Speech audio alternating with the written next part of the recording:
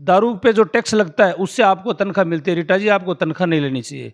मैं समझता हूँ अगर आप सट्टे और दारू और ऐसे बातों का विरोध करते हो तो आपको ये कहना चाहिए कि मुझे तनख्वाह नहीं चाहिए। जब तक राजस्थान में ये शराब बंद नहीं होगी और इस शराब के टैक्स से अगर मुझे तनख्वाह मिलेगी तो मैं तनख्वाह नहीं लूँगी। तो फैसला गनमैन करेगा। गनमैन पीएसओ, उनकी इतनी हैसियत हो गई कि वो जनप्रतिनिधियों को धमकाने लग गए। हम तो कमेंट करेंगे, हम सवाल पूछेंगे, उन सवालों का जवाब देना पड़ेगा। और एक गनमैन नहीं, 100 गनमैन भी अगर लगाओगे तो भी हमारे सवाल और हमारी जबान को नहीं रोक सकते। मैं तो समझता हूँ अगर रीटा जी में थोड़ी बहुत भी समझ है तो आगे आके माफ़ी मांगनी चाहिए और ऐसे गनमैन को तुरंत प्रभाव से हटाना चाहिए। नमस्कार दोस्तों, आरजे 18 न्यूज़ पे आपका स्वागत है। मैं अमित सैनी और मेरे साथ है संगीता, मेरी साथी मौजूद है और हम आज राजेश जी बाबल से कुछ खास बातचीत करते हैं। मंडावा विधानसभा के युवा नेता वो कहलाते हैं। आने वाले दिनों में वो अपना भविष्य है वो मंडावा विधानसभा में देख रहे हैं। तो आज उन्हीं से कुछ राजनीतिक चर्चाएँ करने यहाँ पे पहुँचे हैं। उनसे कुछ बातचीत करते हैं, किस तरीके से वो राजनीति में आए, क्या क्या वो ज़मीनी स्तर पर कार्य कर, क्या उनका मंडावा की जनता के प्रति है जो वो काम करना चाहते हैं। अगर वो आगे भविष्य में उनको भाजपा से टिकट मिलती है तो क्या क्या योजनाएं हैं वो जो मंडावा की जनता के लिए लेकर आना चाहते हैं। ऐसी कुछ खास और चटपटी बातें हम राजेश जी बाबल से करेंगे। तो हम शुरुआत करते हैं उनके राजनीतिक बैकग्राउंड से कि वो कहाँ से कब इसकी शुरुआत होती है। तो पहले तो आपका आरजे 18 न्यूज़ पे बहुत बहुत स्वागत है। नमस्कार सभी का। और जो भी जितने दर्शक इस चैनल को देख रहे हैं उनको मैं शुभकामनाएं देता हूं। और ख़ास करके अमित जी और संगीता जी और इनके कैमरामैन जो भी इंटरव्यू कर रहे हैं लोगों के, मैं देखता हूं बहुत बार कई ऐसे इश्यूज़ भी आप उठाते हो जिससे लोगों को, सरकार तक वो बातें पहुंचती हैं और उसका फ़ायदा लोगों को मिलता है। इसके लिए मैं चैनल के सभी सदस्यों को बधाई और शुभकामनाएं देता हूँ। राजेश जी, आप राजनीति में किससे प्रेरित होकर और कब आपने राजनीति में एंट्री किया, आप कुछ थोड़ा बताएं हमारे दर्शक। मैं तो एक मामूली किसान के घर में पैदा हुआ हूँ। मेरे पिताजी फौज में रहे हैं, आरएसी में रहे हैं और एक साधारण परिवार से मैं तो पैदा हुआ था। पर मैंने जब जीवन में राजनीति की शुरुआत की वो मैंने सेठ मोतीलाल कॉलेज छात्र संघ अध्यक्ष के रूप में की थी। मैं जब कॉलेज में पढ़ने के लिए गया था तो बहुत से ऐसे इश्यूज़ थे स्टूडेंट पॉलिटिक्स में जिनको हमने उठाया। जैसे झुंझुनू में गवर्नमेंट कॉलेज नहीं थी, उसके लिए हमने लड़ाइयाँ लड़ी। और स्टूडेंटों के जितने भी, जैसे पहले आरपीएससी से एग्ज़ाम नहीं हुआ करती थी, हमें इंटरव्यू देने के लिए दूसरे ज़िलों में जाना पड़ता था। और जब यहाँ के जो इंटेलिजेंट बच्चे दूसरे ज़िलों में अपने कागजात लेके जाते थे तो उनके साथ बदमाशियाँ भी होती थी और एक फेयर कंपटीशन नहीं था। इसके लिए हमने एक मांग उठाई और उसको, उस टाइम वसुंधरा जी राजस्थान प्रदेश की मुख्यमंत्री थी, उन्होंने हमारी बात को सुना और आरपीएससी के माध्यम से ये सरकारी नौकरियां देने का काम उस समय चालू हुआ था। इसके अलावा भी अनेक अनेक जन आंदोलन जिनमें हमने भागीदारी निभाई है और उसी से बात चलते चलते ही जनता ने ऊर्जा देने का काम किया और हम आगे बढ़ते चले और बढ़ते बढ़ते और आज राजनीतिक इस भारतीय जनता पार्टी के संगठनात्मक काम करते हुए और मैं यहाँ एक दावेदार की हैसियत से और मंडावा विधानसभा क्षेत्र में काम कर रहा हूँ। आप मंडावा विधानसभा क्षेत्र में इतने दिनों से काम कर रहे हैं और आगे भविष्य में वहाँ से चुनाव लड़ने के लिए देख रहे हैं। आप वहाँ पे क्या क्या समस्याएं हैं जो आम जनता के लिए देखते हो कि ये काम अभी पूर्ण होने बाकी रह गए हैं? क्योंकि मंडावा विधानसभा काफ़ी सालों से कांग्रेस का गढ़ रहा है, वहाँ पे लगातार कांग्रेस के विधायक रहे, लेकिन वो फिर भी अगर दूसरे गाँव से कंपेरिजन करें तो बहुत पीछे चल रहे हैं। तो आप क्या क्या समस्याएं वहाँ देखते हैं जो आगे भविष्य में जल्द से जल्द अगर आप बनते हो विधायक वहाँ के तो पूर्ण करवाना चाहते हो? जब मैंने राजनीति की शुरुआत की थी उस समय जब मैं छात्र संघ से और साधारण राजनीति में जब आया था तब मंडावा विधानसभा क्षेत्र का जो नेतृत्व था वो रामनारायण जी चौधरी के हाथ में हुआ करता था। और रामनारायण जी चौधरी राजस्थान के कद्दावर नेताओं में से एक थे। मैं समझता हूँ इतना बड़ा कद होने के बावजूद भी मंडावा विधानसभा क्षेत्र में जितना काम होना चाहिए था, ये मैं बार बार, क्योंकि मैं किसी के व्यक्तिगत खिलाफ नहीं हूँ, पर क्योंकि हम डेवलपमेंट की और विकास की बात तो करेंगे, तो मैं ये पूछना चाहता हूँ कि रामनारायण जी इतने कद्दावर नेता थे और उनके जो संबंध थे वही संबंध लोगों से, उनकी बेटी रीटा जी जो वर्तमान विधायक हैं उनसे भी लोगों के संबंध थे। तो इतने बड़े प्रगाढ़ लोगों से, बड़े लोगों से संबंध थे, ब्यूरोक्रेट से संबंध थे, टेक्निकल ऑफिसर्स से भी उनके संबंध थे। इतना बड़ा काम होने के बावजूद ये मंडावा विधानसभा क्षेत्र का हम कंपैरिजन अगर, क्योंकि दो विधानसभाओं के बीच में जैसे झुंझुनू और चूरू विधानसभा के बीच में मंडावा विधानसभा क्षेत्र है, तो मैं तो एक ही सवाल रीटा जी से पूछना चाहता हूँ कि आप किसी भी क्षेत्र में तीनों विधानसभाओं को अगर कंपैरिजन आप करोगे तो हम उन दोनों विधानसभाओं से पीछे हैं। एक सवाल और, रीटा जी की जब बात ही आ गई तो उन्होंने कुछ दिन पहले एक बयान दिया था सांसद जी को सट्टोरी कुछ लेकर उन्होंने कहा था सांसद जी को, उस पर आप क्या कहना चाहते हैं? मैंने पहले भी कहा था कि राजनीति में कभी निजी हमले नहीं होने चाहिए। कौन क्या करता है, मैं समझता हूँ कि ऐसी बातों का असर रीटा जी को, जो मेरी सोच है उसके हिसाब से रीटा जी को ये तो ज़रूर कहना चाहिए कि भाई ऐसे जो काम है जिससे समाज में युवाओं के, नौजवानों पे इसका असर पड़ता है।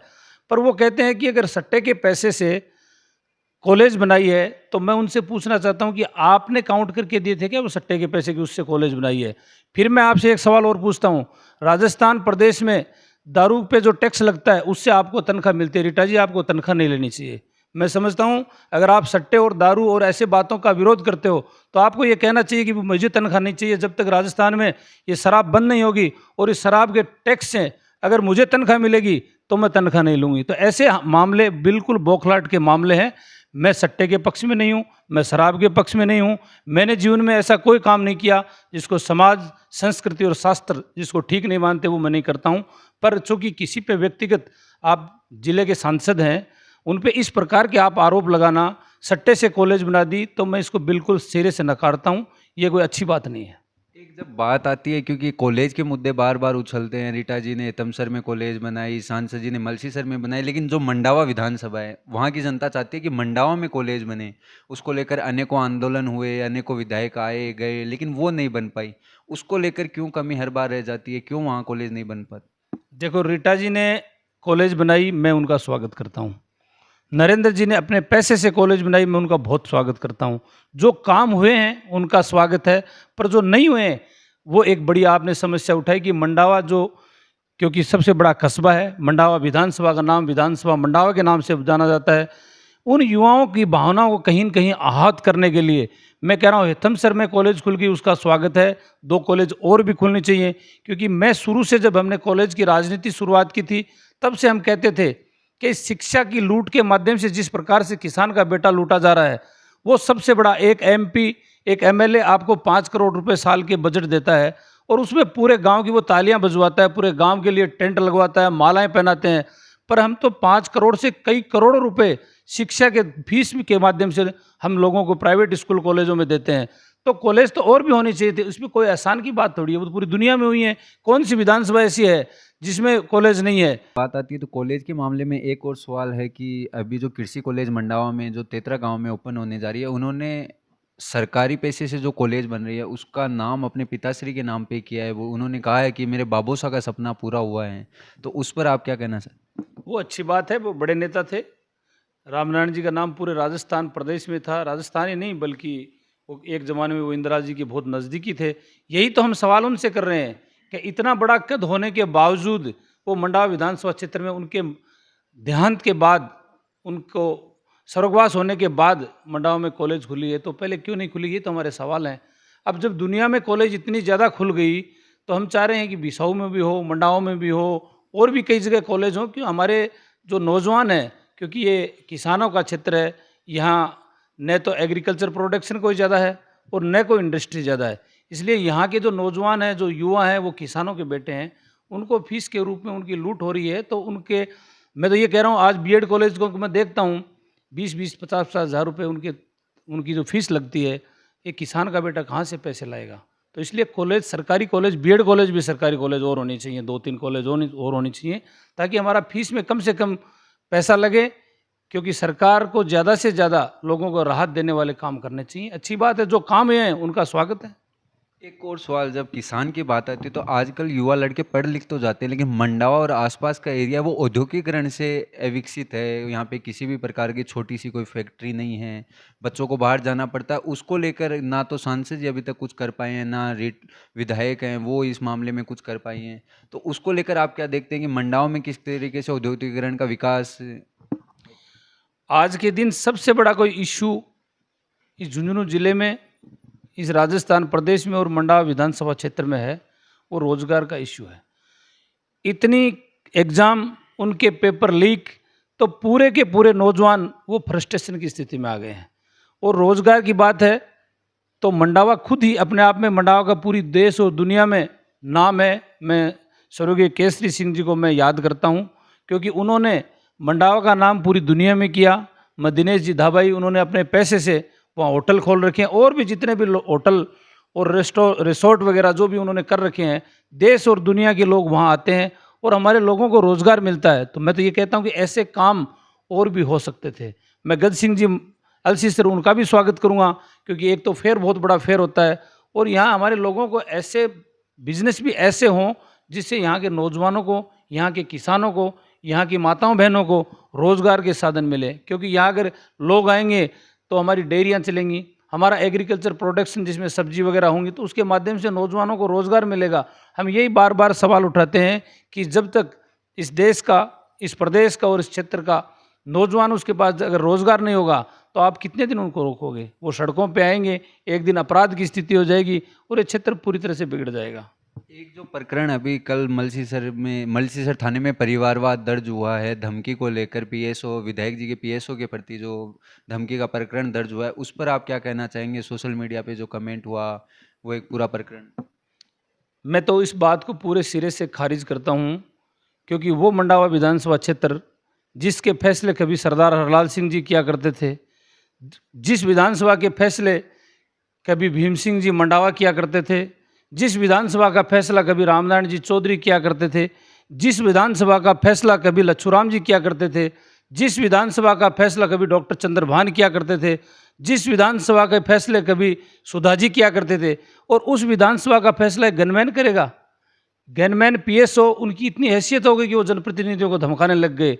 हम तो कमेंट करेंगे, हम सवाल पूछेंगे, उन सवालों का जवाब देना पड़ेगा, और एक गनमैन नहीं 100 गनमैन भी अगर लगाओगे तो भी हमारे सवाल और हमारी जबान को नहीं रोक सकते। मैं तो समझता हूँ अगर रीटा जी में थोड़ी बहुत भी समझ है तो आगे आके माफ़ी मांगनी चाहिए और ऐसे गनमैन को तुरंत प्रभाव से हटाना चाहिए। अगर मेरा गनमैन है या मेरा ड्राइवर है या मेरा पीएसओ है या मुख्यमंत्री का पीएसओ है, वो अगर जनता को धमकाने लग जाएगा तो लोकतंत्र में मैं लोकतंत्र को ख़त्म समझता हूँ और इस आवाज़ को बिल्कुल नहीं दबा सकते। मैं मामले की बात नहीं करता, मामला कुछ भी होगा, उस व्यक्तिगत उस पर टीका टिप्पणी भी नहीं करना चाहता, पर उसकी कोई हैसियत नहीं है। जो उनका काम उनकी सुरक्षा करना है, उनकी ड्यूटी रीटा जी को कहीं खरोच भी नहीं है, ये उनकी ड्यूटी है। वो लोग क्या कहते हैं उनकी ज़बान बंद करने का काम ये साफ साफ गुंडागर्दी है। हम इनके बिल्कुल खिलाफ हैं। तो 100 शिवनारायण भी आ जाएंगे, क्या मैं तो नाम भी नहीं जानता उनका अच्छे से, जो भी हैं वो, अगर वो ऐसे 100-1000 आदमी हो जाएंगे तो हमारी ज़बान बंद नहीं कर सकते। ये बिल्कुल लोकतांत्रिक व्यवस्था के खिलाफ काम किया है।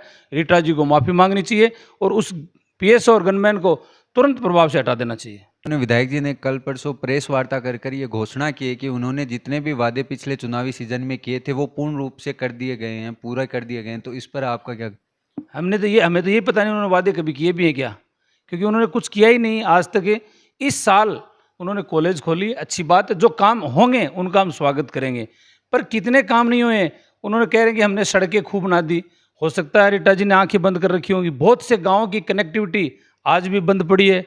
चूरू झुंझुनू रोड जो आज तक 4 लेन हो जानी चाहिए थी वो बंद पड़ी है। पीपीपी मोड पे काम कभी का पूरा हो जाना चाहिए था, वो बीजेपी राज में वो सैंक्शन हुआ था, वो उस पर किसी का एहसान नहीं है, उसमें टोल लगेगा, न रीटा जी का एहसान है न और किसी का एहसान है। तो कौन से काम हो गए? 4 कॉलेजें खुली हैं, उसकी जगह 6 कॉलेज और खोलनी चाहिए। हम खोलेंगे, हमारी सरकार बनेगी और कॉलेज खोलेंगे।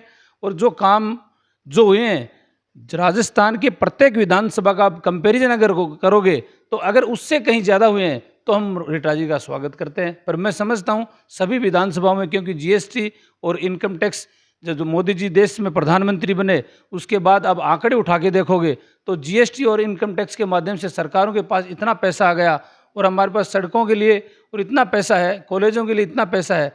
वो सही से अगर ये डीपीआर बना के सरकार तक भेजती तो इससे जो काम हुआ है उससे 100 गुना काम ज़्यादा और हो सकता था। आने वाले चुनाव में आप क्या चुनौतियां बीजेपी के सामने देख रहे हैं? एक तरफ रीटा जी चौधरी और एक तरफ 5 प्रत्याशी है जो भाजपा से नजर आ रहे हैं, उनमें भी कुछ गुटबाजी नजर आती है। उस गुटबाजी के बारे में आप क्या कहना?